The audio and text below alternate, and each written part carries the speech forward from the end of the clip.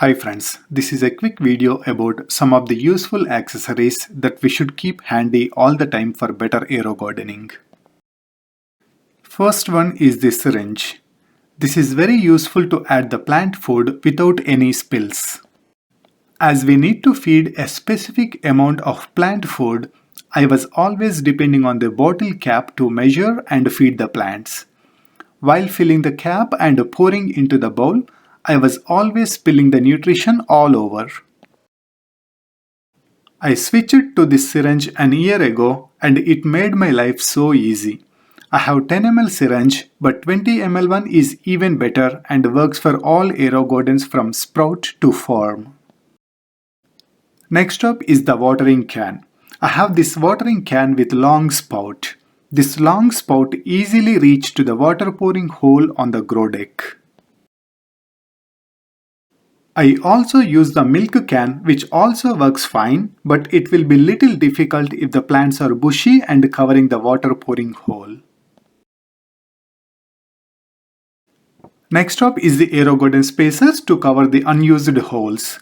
We have so many alternatives like golf balls, medicine bottle caps, duct tape, aluminum foil, etc. But the Aerogarden Spacers are much better. They are pretty inexpensive too.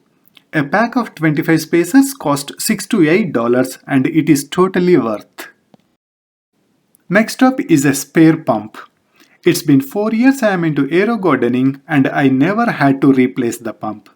But I saw many blogs complaining about issues with pump.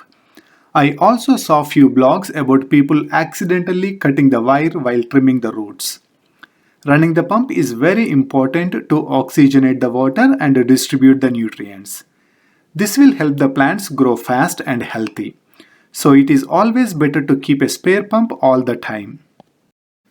The pump I have here is very generic and works for many Aerogarden models like Harvest, Bounty and Farm. But the older models and the Sprout has different pump models. So please find the right pump for your Aerogardens and keep one handy. Next up is the filter. I never had to replace the filter so far, but it is very easy to lose the filters. Roots can easily get into the filter. When we pull the plants, these filters can easily stuck to the roots and go along with the roots. Sometimes the roots will go all over into the filter and cleaning may be difficult. We may need to replace the filter in those cases. I deeply care about the sustainable environment and I prefer to reuse every possible thing. So I spend a lot of time cleaning the filters.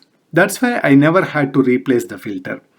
But I don't know how long I will have the same level of patience. So I bought this pack of filters an year ago. Luckily, I haven't used even a single filter. By the way, Aerogarden and plants can survive without this filter for few days. We also have few alternatives like scrubbing sponge while you're getting the replacement. Next up is the tweezer. Dropping the seeds, removing the seeds, adjust the sponges, pull the seedlings. Like that we have so many use cases for this tweezer in Aerogardening. I have pretty fat fingers and it is a little difficult to handle the seeds, especially the smaller seeds like kale, broccoli, even tomato seeds. So this tweezer come in really handy for me. Next up is an electric toothbrush. This is my honeybee for hand pollination. Aerogarden sells Be the Bee Pollinator tool, but that is pretty expensive. I got this electric toothbrush on Amazon for $4 and serves the purpose.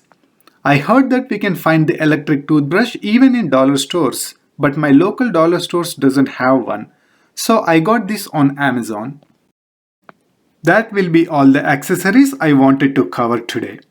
I haven't touched the basic things like baskets, sponges, etc. because they are anyways necessary and we have to have them to start any Aerogarden. Hope this helps. Thanks for watching. Happy Aerogardening.